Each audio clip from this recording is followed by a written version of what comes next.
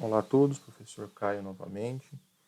Depois de termos finalizado na última aula o grupo de temas que englobavam meios de transporte e meios de comunicação, dando ponto final ao capítulo 5, a gente começa um novo capítulo a partir de agora, mudando um pouquinho de tema, mas não, evidentemente, desassociado, porque as relações internacionais dependem de meios de comunicação e de meios de transporte. Mas o foco principal a partir de agora é falar de estrutura política. E aí não só política interna brasileira, como ela se divide, como ela se formata, como a democracia interna se formata, mas também algumas características da política externa brasileira, reconhecida historicamente, e alguns aspectos mais recentes que vêm acontecendo de algumas ações diplomáticas do Brasil. Porém, antes de a gente começar a entender como se dá a relação do Brasil com os outros países, as chamadas relações diplomáticas, nós temos que inicialmente fazer uma introdução de entendimento de dois conceitos importantes, que são conceitos filosóficos, mas são simples quando tratam de geografia política e de geopolítica. Todas as relações internacionais, as relações entre países, são relações pautadas em geopolítica, ou seja, ações, comunicações e interações entre países. Então, no primeiro momento, a gente fazer uma separação dos dois conceitos, que são diversos e antigos. Eu dei uma simplificada, vai ficar mais fácil para a gente. Quando a gente fala de geografia política, a gente está tratando basicamente da área.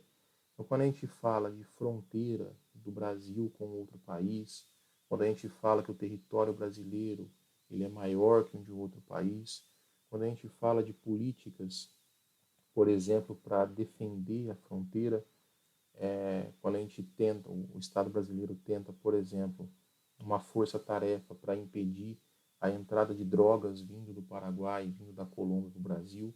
Quando a gente fala de política territorial, a gente está falando de geografia política.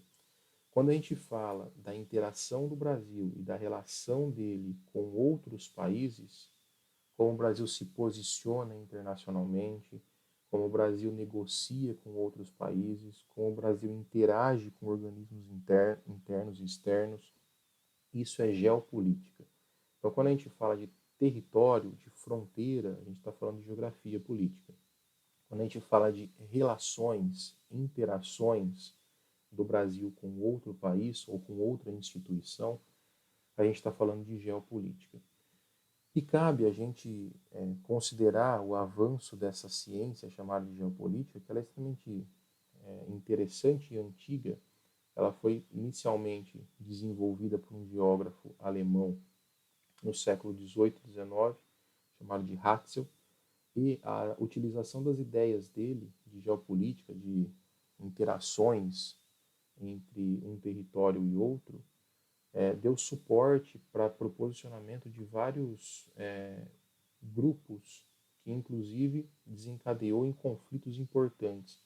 Então, nós podemos citar alguns exemplos de alguns cientistas e pensadores que consideraram os pensamentos geopolíticos do ponto de vista único e exclusivamente militarizado, ou seja, vinculado a estratégias de dominação e de ampliação de territórios. Quando a gente fala, inclusive, de guerra de um país para o outro, quando a gente falava da expansão nazista, por exemplo, na Europa, a gente está falando de geopolítica, ou seja, as relações da Alemanha nazista com os países vizinhos, que era uma relação bélica, de invasão e etc., fazia parte da geopolítica.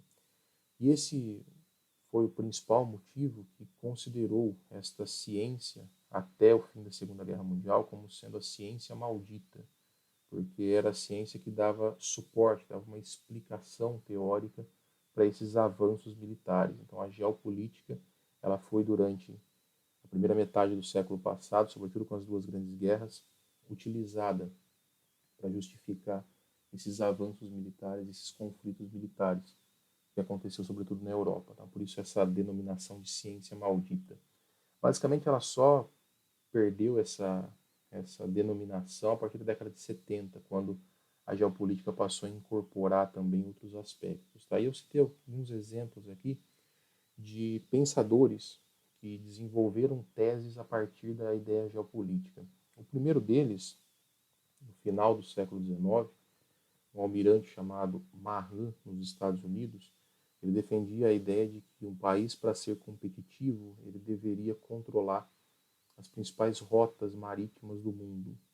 E isso faria esse país ter uma soberania. Os Estados Unidos adotou esse modelo de supremacia naval ao, por exemplo, financiar a construção do Canal do Panamá em 1914. Então, essa ação filosófica de Mahan justificou a construção do Canal do Panamá. Mackinder foi um inglês que desenvolveu uma teoria negando a ideia de Mahan dentro da Europa, que ele dizia que, ao contrário da supremacia naval, quem controlasse o maior território terrestre do mundo é que teria um protagonismo. E aí, evidentemente, ele colocou a Rússia como sendo esta área central, porque a Rússia é o principal território em extensão que nós temos no mundo. E boa parte da Rússia se encontra na Ásia, que é o maior continente, e uma parte dela se encontra na Europa. Então, essa junção dos dois continentes territorialmente unificados, que é a Eurásia, faria da Rússia como sendo o principal território. Então, basicamente, é uma versão oposta quando a gente trata nesse conceito da Rússia sendo a área core, digamos assim, a principal espaço desse grande continente que seria a junção da Ásia e da Europa. Então, enquanto um pensava a geopolítica como sendo o controle das rotas marítimas, esse segundo Mackinder defendia a ideia de que a supremacia geopolítica ela viria a partir de um controle terrestre. Tudo isso pautado nessa lógica militarizada que a geopolítica tinha até então. E um outro exemplo, talvez o que mais justifica a utilização da geopolítica para conflito, é de Karl Schoeffer. Karl Schoeffer foi um geopolítico nazista, foi o principal, ou um dos principais conselheiros de Hitler, e ele, inclusive, foi o responsável em negociar um pacto de não agressão entre a Alemanha e a Rússia durante a Segunda Guerra Mundial, pensando justamente nessa ideia de que a Rússia, tendo maior território, seria o país mais forte territorialmente da Europa. Então, o conceito de geopolítica ele veio sendo utilizado, sobretudo no começo do século passado, finalzinho do século XIX, começo do século XX, como sendo de cunho militarizado e para explicar ou para justificar invasões territoriais. Especificamente no caso brasileiro, a gente tem que primeiro definir o que é política para saber o que é política externa. Evidentemente, o cunho geopolítico que a gente vai utilizar não é um cunho geopolítico militarizado, até porque o Brasil não tem um histórico de uso militarizado, mas a política em si nada mais é do que a ideia ou a administração de um Estado ou de uma nação. É a ciência de administração de um Estado. É por isso que a gente tem que diferenciar o que é Estado e o que é governo. O governo ele é transitório, ele passa. No caso brasileiro, dura-se 4 anos. O Estado é uma coisa maior, ele não se altera. Então, o governo ele controla o Estado e a política é a ciência que administra o Estado. O governo ele é escolhido de maneira democrática pelo povo e durante um período determinado, no caso do Brasil de 4 anos, ele controla o Estado. A ciência política é a ciência de organização e de administração do Estado. É o que o governo faz. O governo só é transitório. Tá? Se pensarmos de maneira geral, não só no Brasil, as relações entre países, eu chamei de relações bilaterais, pelo fato de serem relações entre dois, ou seja, um país A e um país B, por isso bilaterais, ou até a relação em grupos, que são blocos econômicos, que a gente vai tratar também um pouco mais para frente, elas se aceleraram a partir do fim da Guerra Fria e o início de uma intensificação da chamada globalização. E isso está associado aos termos que a gente viu há pouco. A globalização ela só foi desenvolvida e ampliada a partir da década de 90 pelo desenvolvimento amplo dos meios de transporte, principalmente dos meios de comunicação. Cabe lembrar que o uso comum da internet, por exemplo, que a gente já falou, passou-se a acelerar a partir da década de 90, que é justamente o fim da Guerra Fria. Então, transporte e meio de comunicação, eles foram fundamentais para a aceleração das trocas comerciais, das relações entre os países, individualmente ou em grupos. Tá? E ter boas relações internacionais Ou seja, você ter uma política de boa vizinhança, digamos assim, pode fazer com que determinado país desenvolva laços econômicos mais vantajosos, além, evidentemente, de impedir algum tipo de conflito, seja ele diplomático ou militar.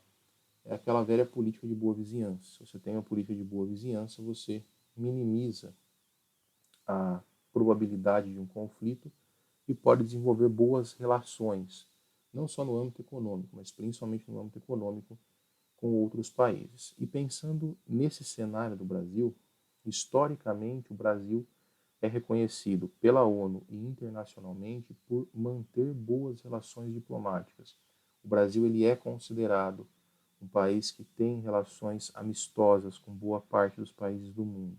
Esse cenário vem mudando um pouco nos últimos anos, a gente vai chegar nisso daqui a pouco, mas de maneira geral, se pensarmos no contexto da história brasileira, o Brasil ele é considerado, ele é reconhecido por essas boas relações diplomáticas. E tem alguns aspectos que evidenciam isso que eu pontuei para vocês. Um deles é a ausência em grandes conflitos mundiais. Então, tivemos uma inserção na Segunda Guerra Mundial, como boa parte do mundo ocidental teve, mas o Brasil ainda se inseriu de maneira indireta.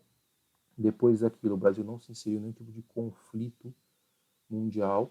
Então, o Brasil tem uma ausência desse tipo de conflito, o que é reconhecidamente uma boa relação diplomática. Somos líderes de um grupo, de um bloco econômico importante, que é o Bloco Econômico da América do Sul, que é o Mercosul. Temos a principal economia do Mercosul e lideramos isso. Pelo fato de liderarmos o Mercosul, temos acordos com vários outros blocos e com vários outros países de fora do Mercosul. Isso só é possível porque temos boas relações internacionais. O Brasil já foi designado para liderar várias missões de paz da ONU. A mais conhecida e a mais ampla dela acontece no Haiti desde 2008, que é a missão de paz que se transformou numa missão de reconstrução. Então, o Brasil tem essa chancela da ONU para liderar essas grandes missões de paz. Temos também membros efetivos em órgãos importantes da ONU, e eu coloquei o da OMS pelo fato de ser o mais falado recentemente por causa da pandemia. Então, o Brasil ele tem cadeiras e assentos para discutir política internacional para a saúde pública mundial. Então, o Brasil tem membros efetivos nesse grupo. Temos membros representantes no Banco Mundial, que não são todos, inclusive o Brasil lidera um grupo do Banco Mundial, que tem sede em Washington. Indicou agora o ex-ministro da Educação, Abraham Van Traub, para assumir esse posto, o que já vem gerando alguns desconfortos entre os membros, mas o Brasil tem uma liderança de um membro representante do Banco Mundial. Já tivemos várias pessoas, vários diplomatas brasileiros que assumiram altos cargos na ONU, inclusive cargos de liderança. O Brasil já teve líderes da FAO, por exemplo, que é o organismo da ONU para o combate à fome. Então, o Brasil tem essa característica de liderança. E um ponto importante que evidencia essa relação próxima que o Brasil ainda tem com a ONU é que é tradição do Brasil sempre ter o discurso de abertura do encontro da ONU. Então, quando a ONU se reúne, todos os líderes mundiais dos 188 países do mundo que fazem parte da ONU, cabe ao Brasil sempre abrir as discussões. O discurso inicial, o discurso de abertura da ONU cabe ao Brasil. Então, isso é uma tradição, não é uma regra, mas é uma tradição. Sempre o primeiro a discursar é o Brasil, seguido dos Estados Unidos. Então, o Brasil tem esse papel, digamos assim, pelo fato de ter boas relações diplomáticas internacionais, reconhecidas pela ONU, inclusive. Tá? No caso de cargos do Estado brasileiro, nós temos alguns servidores públicos importantes que trabalham para a política externa brasileira, seja em relações com outros países, seja para brasileiros que moram no exterior. Então, a gente tem três funcionários, três servidores públicos, digamos assim. O primeiro é o cônsul. A função dele é defender, proteger os direitos que os brasileiros têm, os brasileiros que vivem no exterior. Então, cabe a ele organizar, por exemplo, a emissão de documentos, permitir ou não a emissão de documentos. Cabe a ele também organizar o voto de brasileiros que moram no exterior. Então, tem alguns pontos no mundo, em algumas cidades, que quando há votação no Brasil, votação para escolha de presidente, deputados, brasileiros que vivem no exterior também podem votar, mesmo não morando em território nacional. E quem organiza esse alistamento de votos é o cônsul. Então, o cônsul é o servidor responsável praticamente em proteger os brasileiros que vivem fora do Brasil, que também têm direitos, evidentemente. O diplomata é aquele representante do Estado. Basicamente, ele é o que faz a função de negociar em nome do Brasil no exterior. Então, existem vários diplomatas espalhados pelo mundo, tá? Diplomatas brasileiros. Em muitos casos, ele substitui cargos do executivo, como presidente da República ou vice-presidente, quando eles não estão presentes.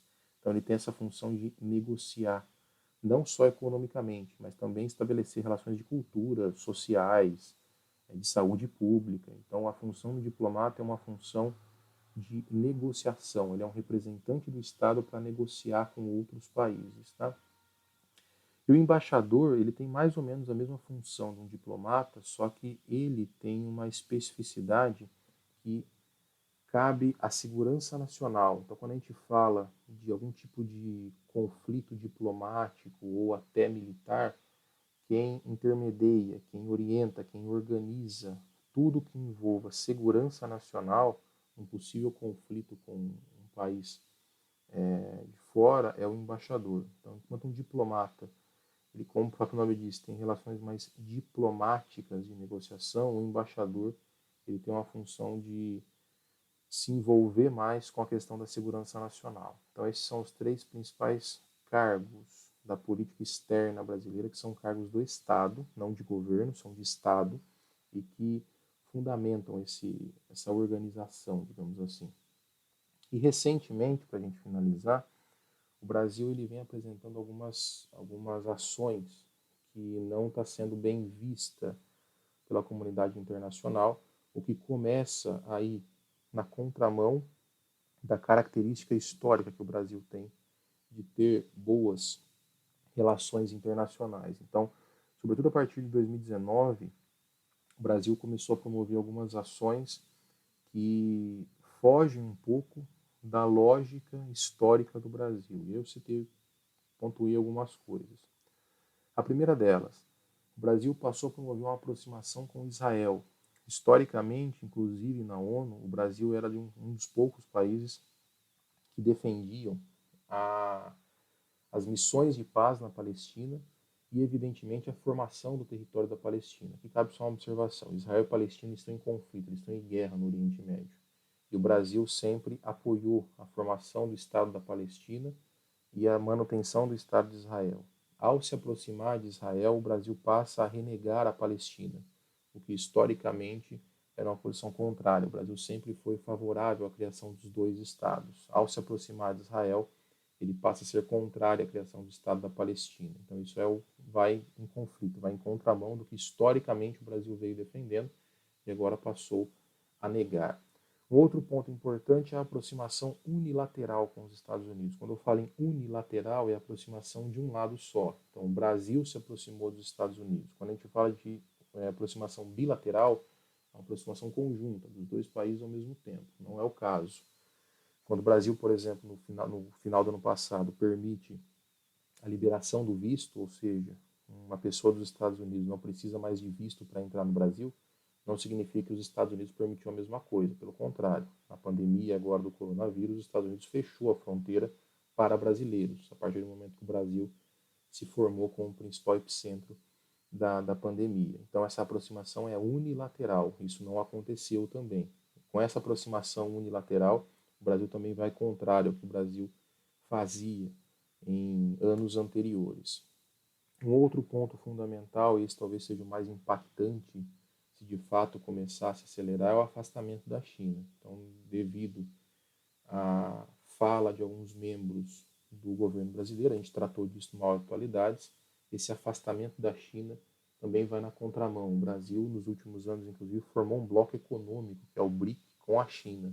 A China é o principal parceiro econômico do Brasil hoje. E esse afastamento da China, movido principalmente por essas falas de alguns membros do legislativo, principalmente brasileiro, acabaram gerando essa crise entre os dois países.